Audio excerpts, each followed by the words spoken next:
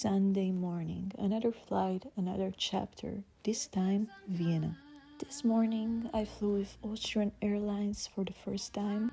Business class, short flight, nothing extravagant but enough to feel that sense of ease I always look for when I travel. Spacious seats, kind stuff, and a really nice weather. No turbulence, no delays, just champagne, clouds, and calm. It's been a while since my last visit to Vienna, and every time I come back, this city feels like a quiet reminder of elegance, of history, and of stillness. An hour and a half later, Vienna. The air here feels different. There's something about the way this city carries itself, graceful, refined, yet grounded. It's like a woman who doesn't need to announce her presence. You just feel her.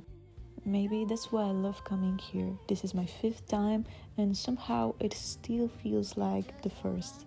Vienna is quiet power, it's confidence without noise, and that's what I've learned to embody too. We touched down in Vienna, retrieved our luggage, and stepped into a new chapter of calm and elegance. Our destination for the next 5 days, Grand Hotel Wien, an icon of the city since 1870. Right from the moment we entered, the lobby whispers history and femininity. High ceilings, ornate chandeliers, polished marble floors, soft gold tones, a silent promise that everything here is graceful. We chose the Grand King Room with terrace and city view, a space curated for presence, not just comfort. At about 700 euros per night, it's an investment in elegance for 5 nights of mindful stay.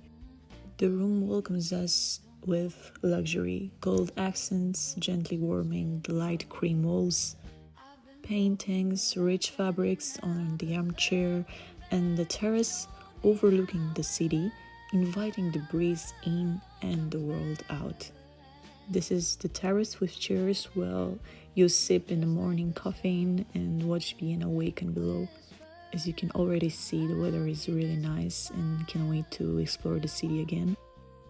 Golden tone lamps, a king-size bed with fine linens, a coffee machine, tea station, basically everything. I feel like this is what travel feels like when you tune it to your own frequency. The bathroom, marble, gold, and a separate shower, heated mirror, fine amenities. You really feel like you've entered a retreat that honors your body, your calm, your presence. I really like this bathroom. And here in Vienna, in this room, the energy is really nice. I already feel it. The sun has started to set and Vienna looks like a painting in gold tones. I'm getting ready for dinner, soft curls in my hair, a bit of glow on my skin.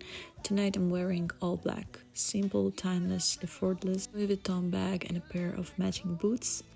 Black has a way of speaking without trying too hard. It says confidence, elegance, mystery. Before dinner I have to show you this. In the lobby, there is this beautiful piano moment happening. The sound just fills the room, gentle, timeless. Just love this kind of atmosphere.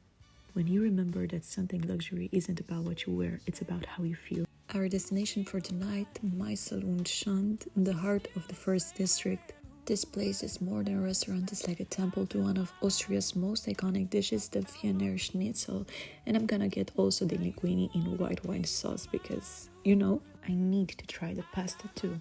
We chose to order the signature veal schnitzel authentic, and they gave us also bread with some cream, cheese cream, and we're gonna enjoy this with white wine for tonight. The place is really quiet and nice. And the famous schnitzel, it arrived with Viennese garnish, and each bite was light yet richly layered. It was really good, a celebration of tradition and elegance. And honestly, the ambience matched the dish, refined, grounded, feminine.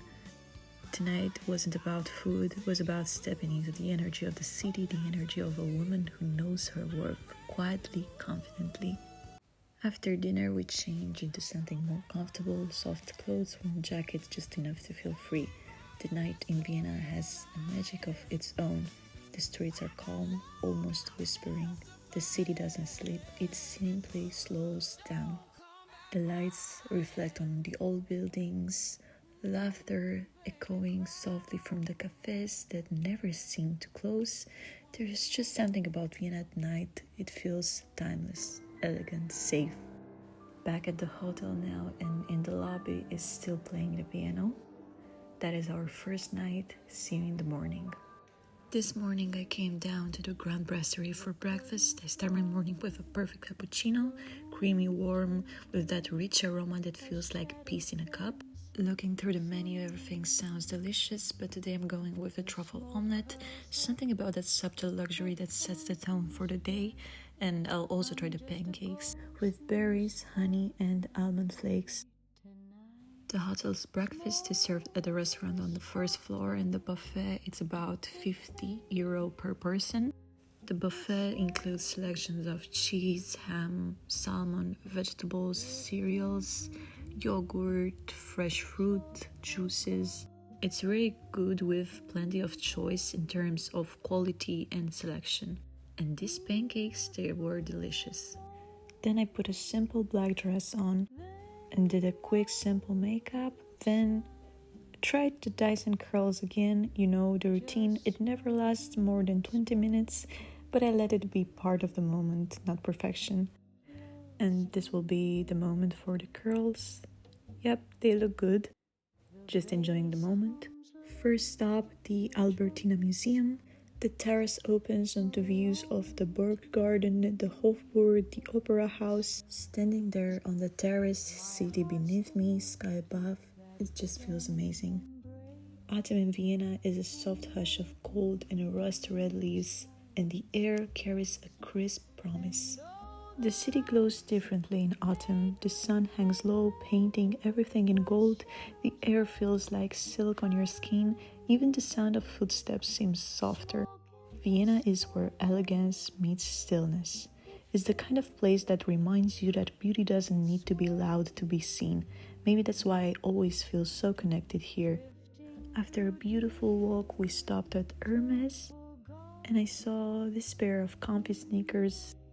They didn't have my size, so I ordered them. And because we're leaving to Dubai in November, I ordered also a pair of orange sandals. Not this one's, a red pair called Rose Framboise, something like this in French.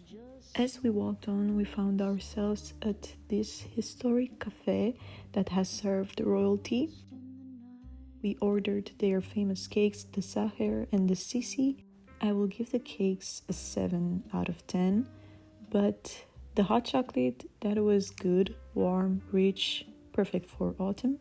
After dinner, we came back to the hotel, changed into something cozy. I just put on a hoodie and went out again to walk through Vienna for another hour or two. It was a little cold, but that's the beauty of this city. Vienna isn't meant to be rushed through. You have to walk it, feel it, see it slowly. And honestly, with how busy life gets, always in the car, always doing something, I've learned to really enjoy these moments. I shut down every thought and just look around, and that's how I reconnect with myself, with my peace, with my mind. The next morning started simple, an espresso in the hotel room, some quiet time getting ready, and then we stopped at Café Landmann, one of the oldest and most iconic cafes in Vienna. It has that charm that never goes out of style. For lunch, we went to the famous Figmüller, known for its traditional schnitzel and cordon bleu. Honestly, it's super popular and very touristy. Food was good, the wine traditional, but personally, I'd go again to the restaurant from our first night. Still, it was nice to try something that's such a big part of Vienna's story. The restaurant was so crowded because it's the home of the legendary Wiener Schnitzel. I was hesitant because it's a bit touristic, but I said yes. Later, we walked again through the city and did a little bit more shopping, just enjoying the streets, the light, the energy. And that's how I see Vienna. She's beautiful in the most effortless way, a mix between history and grace. Everywhere you walk here, you feel a rhythm, soft, calm, almost musical. You can literally feel how much art and emotion live in this city. The next morning I found this really cute spot in Vienna, a Japanese-inspired place I'd seen online, and I tried their matcha with strawberry, and they also had this signature Japanese omelette breakfast, and it was actually really good. I'm not usually a big fan of this kind of concept, but this one definitely worth trying. After we made a stop at Christian Louboutin because my husband wanted to try on some items. The boutique was small, they didn't have many options. Then at Chanel I finally found a bag I've been wanting from their new collection, and of course I had to get it. The bag is really nice, I'm really happy I found it here.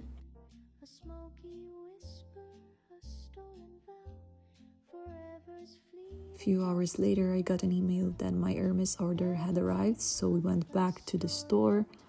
The customer service wasn't great overall, but one of their employees was super nice, really helpful and professional. I picked up my order, then came back to the hotel because it was Japanese night. We went to Unkai, the sushi restaurant inside Grand Hotel Wien, and honestly, I loved it. The food was amazing, fresh, full of flavor. The place was quiet, cozy, elegant, perfect for a dinner date.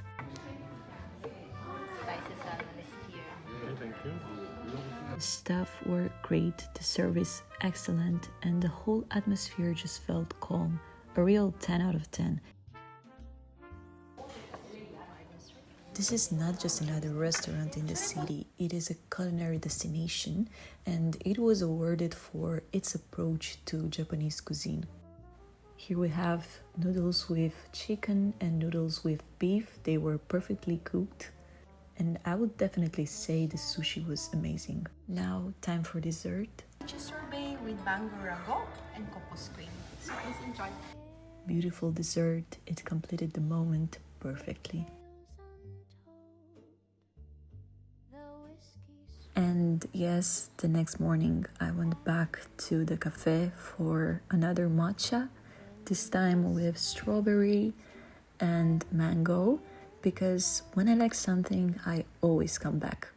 I will really miss this place when I get back to Bucharest. If you know good matcha in Bucharest, just let me know in the comments. Today, the city feels softer, the sun decided to show up, and Vienna looks even more like herself.